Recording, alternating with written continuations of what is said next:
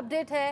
पूर्व डिप्लोमेट अब्दुल बासित ने यहां पर बड़ा अजीबोगरीब सा दावा कर दिया है। हानिया के खात्मे के पीछे भारत का हाथ बता दिया है अब्दुल बासित ने। यहां वो कह रहे हैं कि ईरान में फैले हैं रॉ के एजेंट्स और इन्हीं एजेंट्स के जरिए हानिया की हत्या की गई है। रॉ ने की है मोसाद की मदद, जिसमें रॉ मोसाद ऑपरेशन ने हानिया की जान ली है। यानी कि उधर मोसाद और इधर रॉ दोनों ने मिलकर हानिया को मौत के घाट उतारा है, यानी कि हत्या की गई है। अब्दुल बासित का ये जो बेबुनियाद आरोप है, ये पाकिस्तान को एक बार फिर से बेनकाब कर रहा है।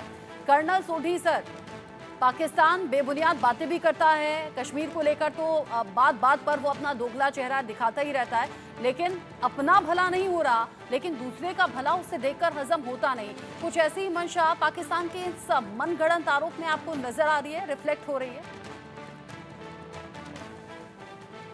आगे की मैं आपके न्यूज चैनल और विख्यात को पैनलिस्ट के साथ हूं।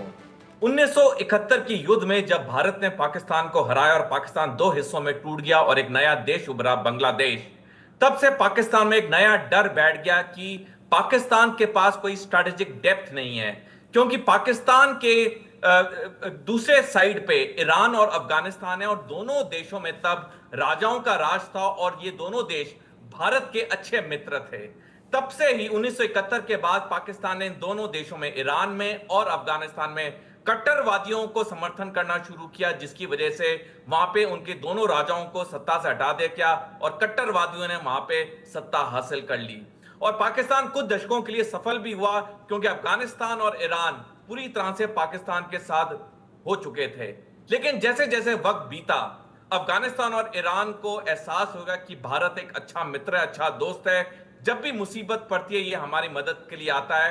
और तभी हम देख रहे हैं कि पिछले कुछ सालों में पाकिस्तान हर गलत चीज कह रहा है, हर मन गढ़ंत बात कह रहा है कि किसी तरह भारत और अफगानिस्तान और भारत और ईरान के बीच में दरार आ जाए, क्योंकि अभी भी पाकिस्तान को वो डर है कि उसके पास स्ट्रैटेजिक डेप्थ नहीं है।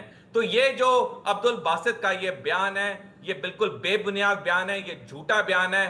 भारत सरकार ने कई बारी साफ और स्पष्ट किया है कि हमारी ना नियत है ना नीति है किसी भी इंसान को दूसरे देश में मरवाने की, बल्कि हम अपने देश में भी कभी एक्स्ट्रा जुडिशियल किलिंग्स नहीं करते हैं। तो ये जो बयान दिए जा रहे हैं ये सिर्फ उस नजरिए से दिए जा रहे हैं कि भारत और ईरान की जो अच्छी दोस्ती हो रही है पिछले कई सालों में, इस दोस्ती में दरार है। लेकिन मैं पाकिस्तानी आवाम को बताना चाहूंगा कि तुम लोग कुछ भी कर लो, भारत की आज जो छवि है वो एक सुपर पावर की छवि है।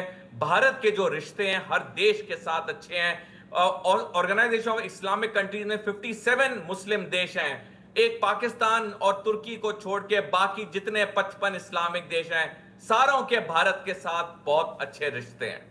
जिस तरीके से हमारे अच्छे रिश्ते हैं वो अच्छे रिश्ते बरकरार रहेंगे। जैसे मैंने पहले कहा कि कर्मा सामने आता है, वही पाकिस्तान का कर्मा है जो उसके सामने आ रहा है। लेकिन कर्नल सोढ़ी, जो भारत के लिए टॉप मोस्ट वांटेड आतंकी हैं, उनमें टॉप 3 जिनका हमने अभी जिक्र किया, जो हानिया की मौत के बाद से ही दहशत में है, जो लगातार अपने ठिकाने, अपनी लोकेशंस बदल रहे हैं, ये जो डर है, ये खौफ है, क्या ये वाकई सच होता हुआ आपको नजर आ रहा है? क्या वाकई भारत की तरफ से कोई ऐसा बड़ा एक्शन हो सकता है, जैसा हानिया के साथ उधर हुआ, ऐसा यहाँ भारत के लिए जो मोस्ट वांटेड आतंकी हैं उनका खात्मा पाकिस्तान में बैठे बैठे हो जाए? रजना जी, भारत सरकार ने कई बारी साफ और स्पष्ट किया कि हमारी ना नियत है ना नीति है किसी भी दूसरे देश में किसी भी इंसान को मरवाने की। लेकिन ऐसे कुछ भारतीय लोग हैं जो कि देश प्रेमी हैं, जो कि राष्ट्रवाद हैं, जो कि अब दुखी हो चुके हैं जिस तरह से पाकिस्तान के समर्थन वाले आतंकवादियों ने हमारे देश में हजारों सैनिकों और नागरिकों की जान ले चुके हैं, करोड़ों की हमारी संपत्ति बर्बाद हो चुकी है। और ये जो अज्ञात लोग हैं, अननोन गनमैन हैं, ये बदला ले रहे हैं पाकिस्तान में उन आतंकवादियों को गिन गिन के, चुन चुन के, जगह जगह पे मार के, जो आतंकवादी भारत की तरफ गलत काम कर रहे हैं या भारत के ऊपर एक युद्ध छेड़ रहे हैं। तो हालांकि भारतीय सरकार की इसमें कोई इन्वॉल्वमेंट नहीं है, लेकिन कुछ ऐसे भारतीय लोग हैं जिनमें राष्ट्रवाद और देश प्रेम इतना है कि उनका अब ये एक्शन जो 1.5 साल से चल रहा है, जिसमें 21 या 22 खौफनाक खतरनाक आतंकवादी मारे जा चुके हैं पाकिस्तान में, अब पाकिस्तान की हुकूमत में, पाकिस्तान की सेना में, पाकिस्तान के अवाम में वो डर और दहशत बैठ चुका है कि ये अननोन गनमैन या अज्ञात लोग आके कहीं हमें ऐसी ना मार खबरें आई दें। हैं इससे पहले कि जो अज्ञात हमलावर आए, हमला करके चले गए, आतंकी का खात्मा हो गया। लेकिन हाँ, ये भी सच है कि यहाँ पर मसूद अजहर हुआ या फिर हाफिज सईद हुआ या फिर दाऊद इब्राहिम हुआ, ये बड़े खूंखार आतंकी हैं। तो इनका खात्मा कैसे होगा या इसके पीछे की प्लानिंग क्या है, ये हो सकता है आने वाले वक्त में हमें ज़्यादा डिटेल में मालूम हो। साथ ही साथ एक और अपडेट पाकिस्तान से है, वो भी जान लेते हैं। जेल से निकलने